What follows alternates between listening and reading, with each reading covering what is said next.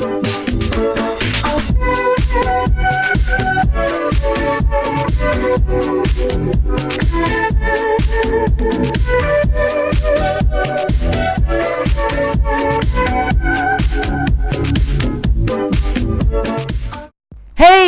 Hi, how you doing? This is the Gamertron, and welcome back to the Gamertron Show. Now, you know, while I try to maintain being the eternal optimist, an Optimist Prime, if you would.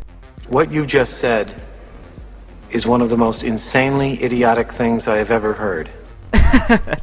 Cringy puns aside, despite my ever-going conflict with cynicism, ignorance, and at times the blatant overreactions of the gaming community, despite it all, there are times where you just have to accept the facts and be realistic. You see, there's an issue within the gaming industry that no one is really talking about, and unfortunately this is an issue that, to my dismay, can't be resolved. I'm sure you all already know what that is. You've read the title of the bloody video.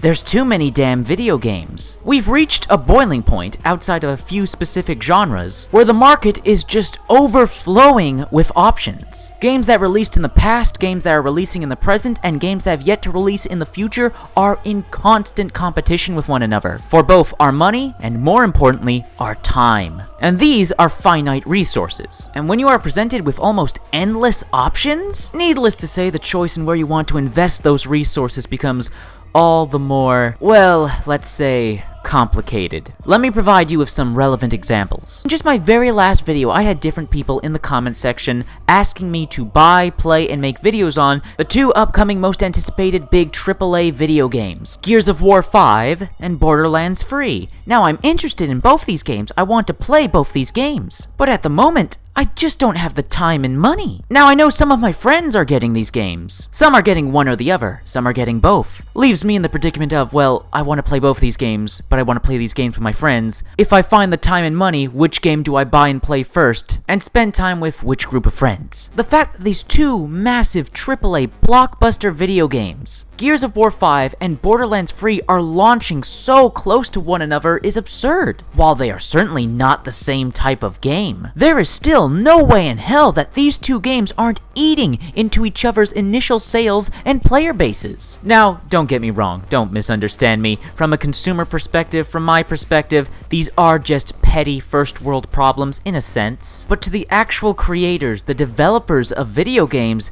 this is a tormenting plague. The constant fear that your game will be overlooked and underperform. Despite all your creation's merits and the effort you put into them, you're left powerless, as your game doesn't reach the success it deserves because another game just so happened to catch the eye of the people first. It's a goddamn shame to see so many great games not obtain the success they deserve.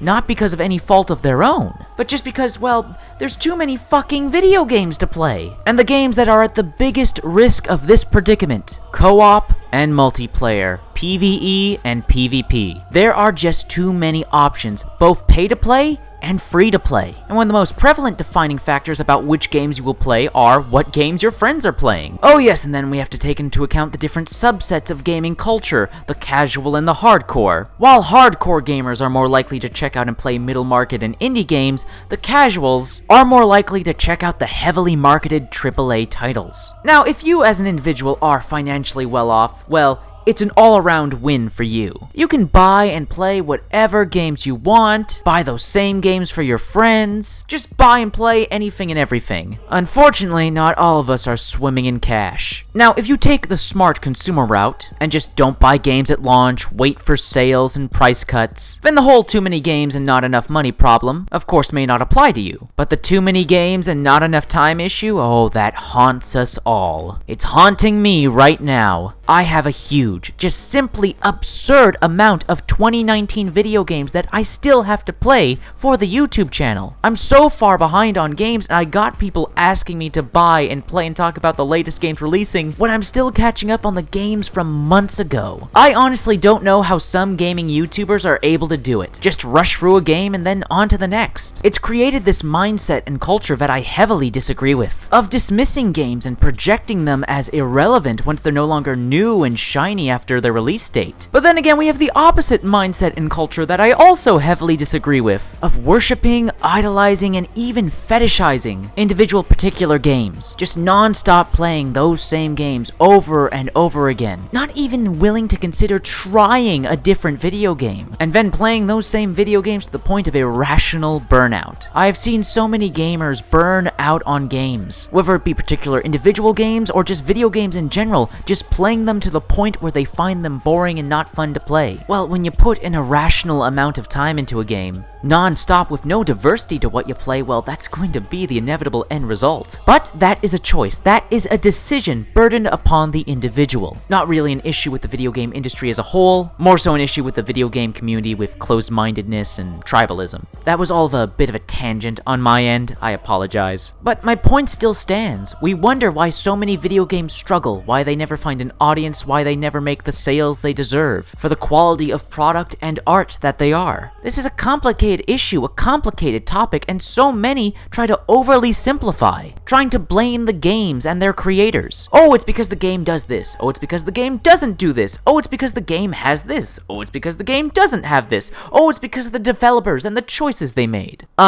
Because these individual aspects about the game and their developers are totally going to influence the masses as to whether or not they make the game a financial success.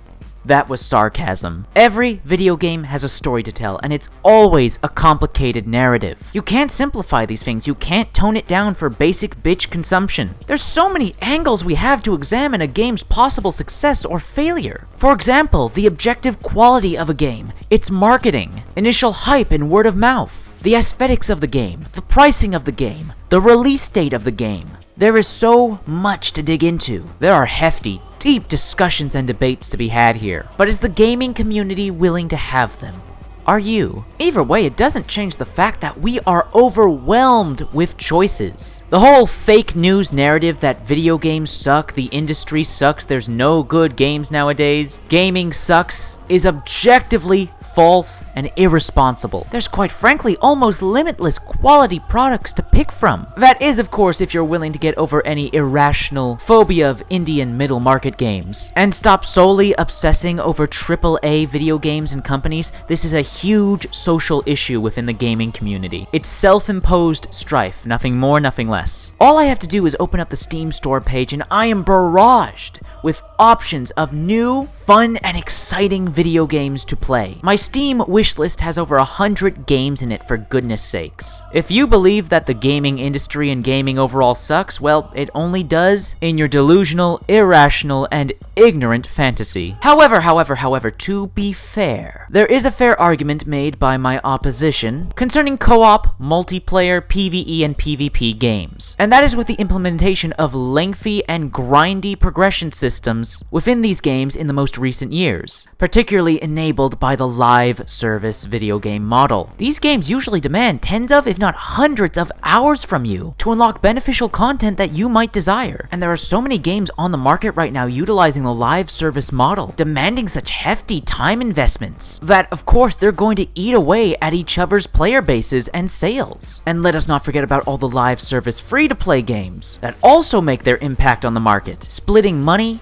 time, and players even further. While corporate greed certainly plays a part as to why we have so many games like this, and the industry and community is in this position that it's in, we, the people, still, in the end, decide the market. The masses decide what's popular, and the masses have decided they want live services, they want multiplayer, they want battle royale, they want battle passes. If you don't want this to be the case, you gotta be willing to make an effort, and not just virtue signal and circle jerk on the internet. Corporations and video game developers don't give a shit about your YouTube comments and Reddit posts. They care about your money, your time, and your investment in their products. Yeah, there may be too many damn video games to choose from, but you still have the choice. You want story-driven single-player games? They're all right here, just waiting for you. You hankering for some more multiplayer PvP? You are spoiled, just spoiled for choice. But are you willing to dip your toe into new waters? Go chasing other waterfalls instead of the rivers and lakes that you're used to.